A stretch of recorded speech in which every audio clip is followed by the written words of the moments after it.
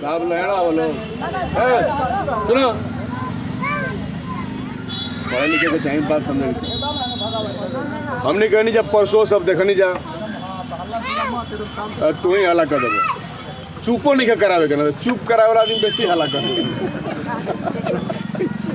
तो ठीक बा हमने कहनी जब 15 तारीख के हादसा भइल एगो हादसा बा एगो आपदा बा डिजास्टर अंग्रेजी में कहल जाला मैन मेड डिजास्टर ऐसा आपदा जिसको व्यक्ति के द्वारा किया एगो होला नेचुरल डिजास्टर जो प्राकृतिक आपदा कहल जाला बिजली गिर गई बादल फाट गई सब घर ध्वस्त हो गई वो प्राकृतिक आपदा है ओकरा कोई नहीं के रोक सकता लेकिन एगो ऐसा आपदा होला जोना के मनुष्य द्वारा निर्मित कल जाला वो आपदा एगो मनुष्य के सनक भरा दिमाग एगो सीओ के दिमाग में इतना सनक बा जो सब कहानी सुन लग जब कोनो तनाशा सन की बदशा रहल ठीक नु जे घर द्वार उजाड़ के दूसरा जगह लेके चली गई तो सही एजा के सीओ सनक के ना हाथी सनक जाला तो ओकरा कुछ ना लोगला तो प्रियंका राय सीओ बड़ी है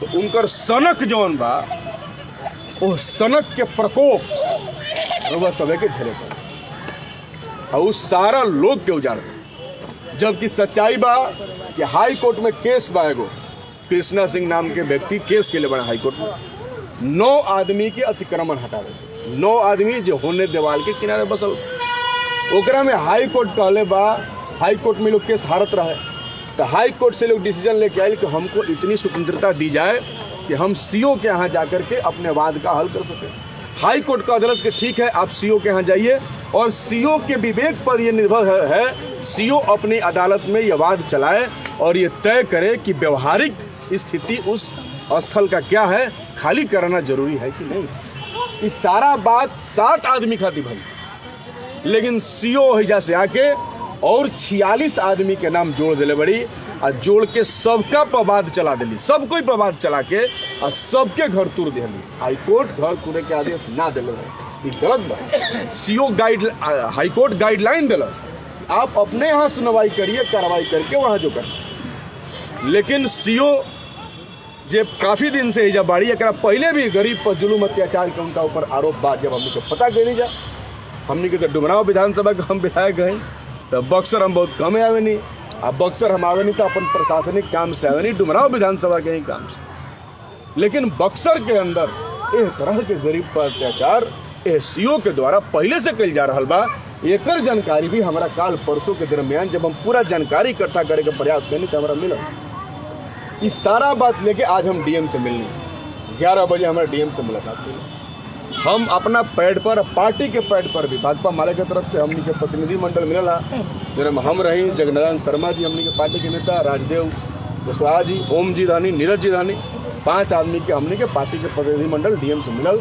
हमने के समस्त घटना से अवगत करेंगे हमने के कहने जा कि ठीक भाई कानून जरूर अतिक्रमण हटावे के आदेश देता लेकिन उहे कानून यो कहता कि कोई के हटावे से पहले ओकरा के बसावे के तो बसावे की व्यवस्था कहाँ भइल कहीं बसावे की व्यवस्था ना भइल ऐसे सीओ के कार्रवाई गलत बा गैर कानूनी बा ओकरा पर जांच होकर कार्रवाई होकर चाहिए और डीएम साहब हमने का आश्वस्त के लिए कि सीओ के ऊपर जांच कमेटी बैठी और ओकरा ऊपर कार्रवाई करी लेकिन एजा से कार्रवाई से भी हमने के आगे भी जाएगी हम कहनी कि मुख्यमंत्री के यहाँ जाके हम बात करब बहुत दुख भइल एजा कोई एगो आम आदमी आए तो घटना के देख के अगर आंख अंगार हो जाए पानी ना बाचे अगर पनिगर मर्द होई तो अगर पानी सूख के खून में तब्दील हो जाए ऐसन माजरा जौन बा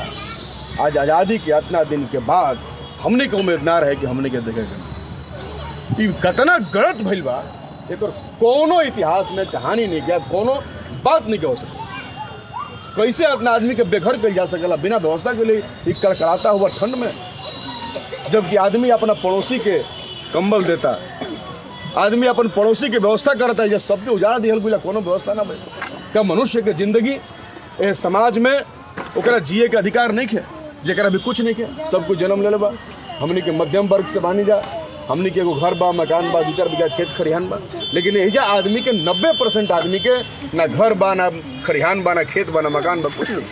तो का जे धरती पर जन्म लसु कहाँ जाए? और लड़का जब छोट बा एकर का गुनाह बा कि एकर घर उजाड़ दियल गई? ये कौन पाप कैले? ये पाप कैले बानू कि गरीब के कोख में जन्म ले लेला। तो का गरीब के कोख में जन्म लेवल पाप बस यो साहब खातिर? ऐसे साहेबगिरी ये जौन चलावे के प्रयास हो रहा बा, हमनी के पार्टी भाकपा माले आज तक कोई के साहेबगिरी नहीं के चले दिले। यही जो उनकर साहेबगिरी ना चली, इस बात के गारंटी करे खातिर हमने कही कोनो साहेबगिरी ना चली। तानाशाही शासन के बहुत खतरनाक बा। बड़का बड़का लोग झुक गइलन, बड़का बड़का लोग टूट गइलन, बर्बाद हो गइलन। सीओ के कहा ऐसे हमनी के लिखनी जा आई वादा बा, अगला बार विधानसभा में भी हमनी के सवाल के मजबूती के साथ उठाई जा कि कैसे बिहार में नीतीश कुमार के नाक के नीचे काले सासाराम में बड़ बड़ भाषण दिले बड़न कि न्याय या विकास का राज चलता। वो न्याय या विकास के जो नंगा नाच बा वो बक्सर में नहर के किनारे होता। ये शायद बात नीतीश कुमार के आंख के नीचे हमनी के उनका पास भी इस सवाल को लेकर जाए, विधानसभा के अंदर भी मजबूती से उठाई। ऐसे ही सारा बात रुआ सभा खातिर भैला। रुआ सभा जेकर भी हमनी के बात करनी है जा, जेकर भी अपन जमीन नहीं के वो आवेदन लिख के एसडीओ ऑफिस में जमा कर देवे, ठीक नो? जमा कर देवे। सबके कोई के पुलिस तंग ना करी, आराम से रहे के बात भैला, कोई के पुलिस तंग ना करी। हम कहनी है कि सबके FIR वापस लिया जाए। वहाँ के वादा करनी है कि सबके FIR वापस लिहल जाए। वापस लेवे के वहाँ के हमनी के आश्वस्त करनी है। लेकिन रुआ सब दी जा हम यो बात कहनी है कि पुनर्वास उसी शर्त पे होगा कि आप जमीन देने के साथ साथ इंदिरा आवास का पैसा भी दीजिए, नहीं तो नहीं जाएंगे।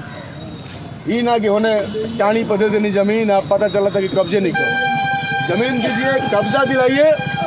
और जो लोग यहाँ बिजनेस कर रहे हैं पथलकुट समाज के लोग, उनके लिए आप सड़क के किनारे व्यवसाय करने के लिए व्यवस्था कीजिए कि यहाँ पर ये लोग सिलवट को कूटेंगे और सारे जमीनों का पर्चा दीजिए। वहाँ पे लोग जिंदगी, इज्जत की जिंदगी वो लोग जी सके। एक बात भैला, हमनी के रुआ साथे बानी जा, हमनी के परसोनी जा। अब तो दुख जितना बार हुआ सब को उतना दुख खत्म करे के क्षमता शायद भगवानों देने के, हमने के तो इंसान है, लेकिन दुख बांटला से कम होला। तो हमने की कोशिश बा कि आपस में दुख बांटल जाओ। रुआ सब से कहल बनी कि डराए के नहीं खे, या आराम से रहे के बा। रुआ सब के इतिहास बढ़िया बा। सभी जाना तो पूरा बक्सर में कि सुलपुटवा महला के लोग चोर ना हो, डकैत ना हो, या के लोग के FIR में नाम नहीं के, मार झगड़ा ना करे। ये एगो रुआ सब अपन बढ़िया इतिहास बना के रखले बनी जा। हम चाहब कि रुआ सब ये इतिहास के बरकरार रखी जाए। आज गरीब के मोहल्ला में दारू बेचे के आरोप लगा था, लेकिन रुआ लोग पर नहीं खे। हम चाहब कि आने वाला समय में भी सारा नौजवान लोग कोई दारू के फेरा में ना रहे। इज्जत के जिंदगी जिए के बाद लड़े के पड़ेला। आज लड़ाई बा, हमनी के तारा साथे बनी जा, हमनी के मिल के लड़ाई के लड़े के बाद इज्जत के जिंदगी हासिल कईल हमनी के तो अधिकार बा। आ सरकार के कर्तव्य बा कि उस समाज में रहे वाला हर आदमी के इज्जत के जिंदगी मुहैया करावे के प्रयास करे। ऐसे सबके इज्जत और मान सम्मान की जिंदगी मिले, एक पूरा कोशिश हमनी के करे के बा। सब रुआ सभे के साथ हमनी के पूरा पार्टी, हमनी के पूरा समाज। देखिए कितना लोग आइल बा, कितना लोग रुआ खातिर आइल बा, अपन काम धंधा छोड़ के बिजनेस करे वाला, व्यवसाय करे वाला, पढ़े लिखे वाला स्टूडेंट लोग आइल बा। सब कोई रुआ के साथ बा। सब कोई कल जरूरत पड़ी तो सब कोई रुआ साथे मिलकर लड़ी। सब कोई रुआ साथे मिल के अगर प्रशासन के लाठी गोला चलावे को हुई तो चलाई। सबके आंख बनवा के भइल भाई का कोई के हमनी के पता ना चलल। तनिको भनक लागी तो बुलडोजर हमनी के चढ़ ना दे दीजिए, लेकिन तनिको भनक ना लगल। बहुत साजिश से कोई ना रहे, हमनी के ना रही, हमनी के दूर रही जा अपन पार्टी के कार्यक्रम में। कोई के पता ना चलल कि गरीब के ऊपर ऐसा अत्याचार हो रहा बा। हमनी के पार्टी पूरा बिहार में, देश में गरीबन के पक्ष में रहेला। दुनिया में कहीं भी हमनी के मार्क्सवाद के जो विचार रखला वो दुनिया के मजदूर के संघर्ष के साथ खड़ा रहा। अभी मुजफ्फरपुर में वो कंपनी के बॉयलर फाटी हुई और जब कई गो मजदूर के हत्या, मर्डर हो गई, मौत हो गई। मौत ना हत्या है, मर्डर। बॉयलर मजदूर कहले कि बहुत दिन से खराब बा, कई बार से कंप्लेन होला कि बॉयलर को बदला जाए, लेकिन सरकार के आपराधिक लापरवाही बा जना के वजह से वो बॉयलर वो सही चलावत रहूँ। आज बॉयलर फाट गई, सब मजदूरा 1 दर्जन मजदूरा जब मर गई। तो पूरा देश में मजदूरा के साथ अत्याचार हो रहा बा। लेकिन वो अत्याचार के खिलाफ हमनी के पार्टी भाकपा माले, हमनी के सब आदमी खड़ा बने। हम डुमरांव के विधायक हैं, लेकिन गरीब पर अगर अत्याचार हुई तो हमनी के खाली डुमराव तक सीमित ना रह जा, बक्सर भी आबि जा, बिहार में जहाँ जाए कोई वही जा हमनी के जाए जा। ऐसे कि हमनी के विधायक विधानसभा कही जा, एगो खाली क्षेत्र के बात नहीं है, बल्कि पूरा बिहार के जहाँ भी सवाल बा तो पूरा बिहार के आवाज़ उठावे के एगो विधानसभा के एगो विधायक के अधिकार बा। ऐसे इस सवाल भी उठावे के हमनी के राइट बा। इस सवाल पर हमनी के बात करम जा, ऐसे बहुत लंबा बात नहीं करेंगे। यह अपना बात पर वह सब समझ को नहीं जा, शांति से रहेगा बा, जैसे जियत नहीं जा वैसे जिए के बा। हालांकि वह सब के जिंदगी तो डिस्टर्ब कैले बड़ा सा, लेकिन फिर आदमी आसियाना टूटेला, फिर आसियाना बसावेला। हमने के गरीबी मजदूरी दुनिया बनैले बा, पत्थर तूर के खेत बनैले बा, बड़का बड़का लोग के बंगला बनैले बा। मजदूरे माथा पर लेके जब तगाड़ी चढ़ला तो पचकाला मकान बनेला। कुछ आदमी बैठ के रंग करला, उनका नहीं खे मालूम कि नींव में कई खांची गीटी डराई बा, रउआ मालूम बा, लेकिन जरा मालूम बा ओकरा उनमें रहे के अधिकार नहीं है। यह समाज बा, लेकिन एक बावजूद हमनी के रउआ साथे खड़ा बनी जा। हमनी के सब कोई मिल के एगो अच्छा बेहतर नया समाज बनावे के प्रयास बा। नीतीश कुमार के जौन अखमुदा राज चल रहा बा, आँख पर पट्टी बांध के जौन राज चल रहा बा, वो खाली दारू खोजता और गरीब के झोपड़ी उड़ी। वो दारू खोजता ना किसान के खाद नहीं मिला, वो दारू खोजता ना लिखन के पढ़ाई नहीं मिला, वो दारू खोजता ना आदमी के रोजगार नहीं मिला। लोग रोजगार खोजता, लोग मकान खोजता, रोज यूरिया DAP खाद खोजता और सरकार दारू खोजता। तो सारा परसेप्शन बदल गई बा। नीतीश कुमार के राज में गरीब के जिंदगी बहुत जिल्लत से भरल जिंदगी बा। यह जिल्लत से मुक्ति दिया खातिर सरकार के भी उखाड़े के तैयारी बा।